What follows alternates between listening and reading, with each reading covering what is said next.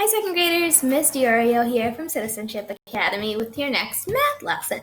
So over the past couple days, we have worked on two-step word problems, and we have worked on adding two-digit numbers, some strategies to mentally do that. You worked on that in your iReady practice yesterday.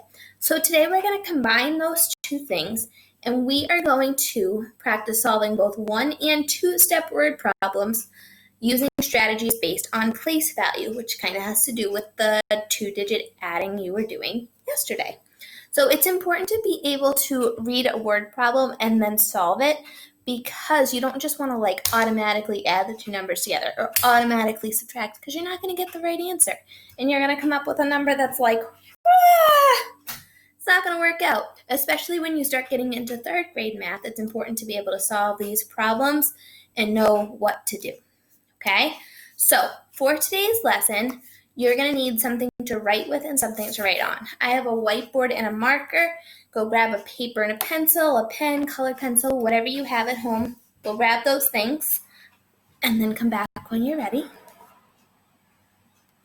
Ready? Okay, so today we're going to start with a little practice, a little fluency practice. I'm going to give you a number of ones. What I want you to do is decompose. Pull as many tens as you can out of that number. And then you're going to tell me the tens and the ones. So, for example, the first one is 10 ones. What I like to do is draw a little, my marker's not working. Draw a little tens and ones place value chart on your paper. Kind of like this. So that you can see easily how many tens and how many leftover ones there are. If there are 10 ones, I'm going to put 10 in my place value chart like this. And I can easily tell there's 1 10 and 0 ones. So you're going to tell me 1 10. All right, let's try the next one. Boop. 23 ones. So again, I'm going to write that in my place value chart. If you know off the top of your head, if you're counting and you're 10, 20, 2 10s, 21, 22, 23, 3 ones. If you can do that, be my guest. But if you like to use the place value chart, if you like to be able to see the number, that's what I would do. So I wrote the 23 in my place value chart. I have 2 10s, 3 1s. So I would say 2 10s, 3 1s. Okay? Again, if you can count in your head, you can go 23, 10, 20, 2 10s, 1, 2, 3, 3 1s. Be my guest. All right. Try this next one. Go ahead and do this one on your own, however you need to.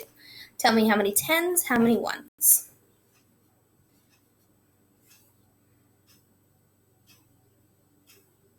Ready? If you need more time, pause the video. Otherwise, let's go over it. I have, when I wrote the number in my place value, 6 tens, 0 ones. Try 63. Pull out your tens, tell me your extra ones. Remember, pause if you need more time. Otherwise, look at our place value chart. We have 6 tens, 3 extra ones. Let's try 71s. How many tens are in 71s?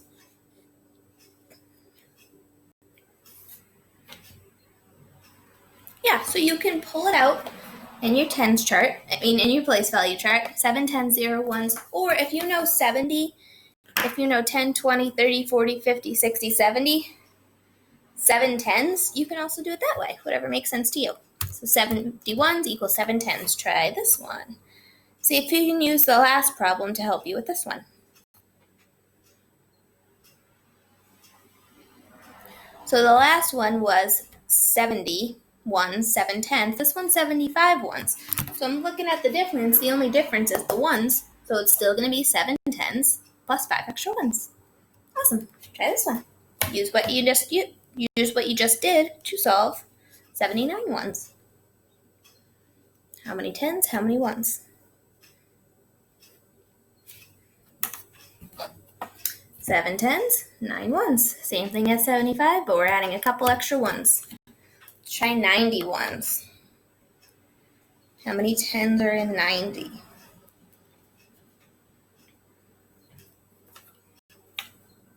Da-da-da, 9 tens. Awesome. And last one, 97 ones. Use what you know from the last one. How many tens? How many extra ones? Last one was 9 tens. Now we're at 97. How many tens? How many extra ones? Yeah, it's going to be 9 tens, 7 extra ones. Awesome. All right, so if you didn't use your paper for that, if you didn't use paper for that part, get your paper out now. Because we're going to start working through word problems. We're going to solve them 2 different ways, using a tape diagram and using the arrow method. Read through the problem first. This says, Don has 34 brownies. He bakes 22 more. How many brownies does Don have now? I want you to pause the video, talk to someone at home about what we're looking for, what the question is asking, and how we might solve it. Don't solve it yet, just talk to somebody at home. Come back when you're ready. Good. Okay, so we know Don has 34 brownies. Then he makes 22 more. He's adding more on. He's making more brownies. So we want to know how many he has all together, how many he has now. Are we going to add our 2 sets of numbers, or are we going to subtract? Very good. We're going to add 34 plus 22. What I want you to do is pause the video and make a tape diagram to show the 34 plus the 22.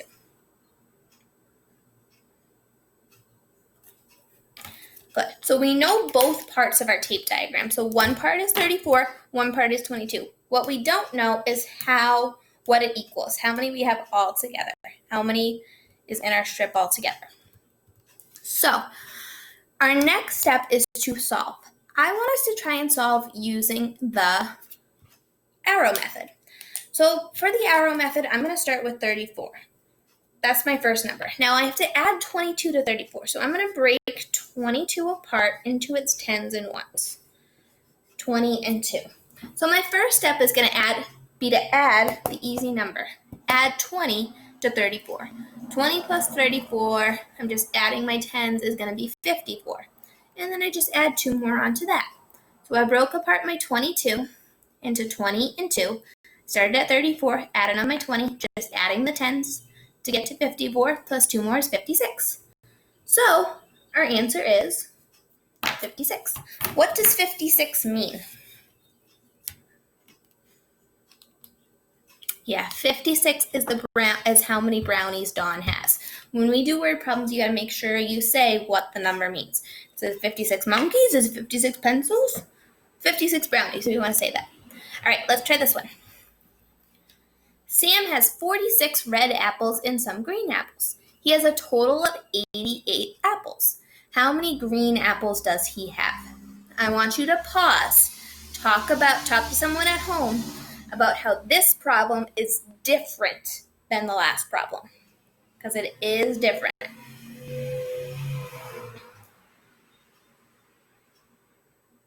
Good. You should have talked about a couple things. So in this problem, we know he has 46 red apples, right? Do we know how many green apples he has?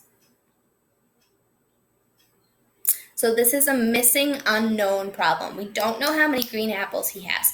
We know the red apples, and what else do we know? Yeah, we know the total. We know how many apples he has all together. We know how many red and green apples he has all together. So what do we need to figure out? How many green apples he has. So we're finding that unknown. So do you think we're going to add 46 and 88 or subtract 46? 88 minus 46. We don't want to figure out the total of 88 and 46, so we want to take away. We want to find the difference between 88 and 46. So that's going to be our number sentence. I want you to pause and I want you to draw the tape diagram for this. Good. So as you can see on our tape diagram on here, 88 is our total. Now we know the 46, but that other box there is going to be a question mark because we don't know how many green apples there are, right? So that's our question mark. So now I want you to try and use the arrow way. For using the arrow way, they filled in those 2 blanks for you. You're going to start at 46 and try to get to 48. So your arrow way, you're starting at 46. You need to fill in those blanks to get to 88. Okay?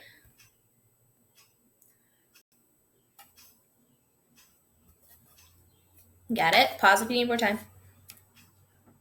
Should have paused at the beginning, but okay. So when we do the arrow way, we're going to jump to 88. So we're going from 46, we're jumping 40 to get to 86, and then jumping 2 more to get to 88. Remember, jumping our 10s and 1s, make it easy to jump numbers. So how many green apples does he have? When we look at a problem, when we solve a problem like this with the arrow way, we're not looking at 86, we're not looking at 88. We're looking at how far we jumped. We're looking at the difference between 46 and 88. So how many green apples does he have? 42. 40 plus 2 is 42. Sam has 42 green apples. Awesome job. Into our exit ticket today, because I want to go over this with you. So your exit ticket today is called Word Problems. It is a Google form. Now, you're going to need your paper and your pencil for this, okay? Because I'm going to have you, there's 4 word problems. You're going to work through each word problem on its own. Your first step for each of these word problems is to draw a tape diagram.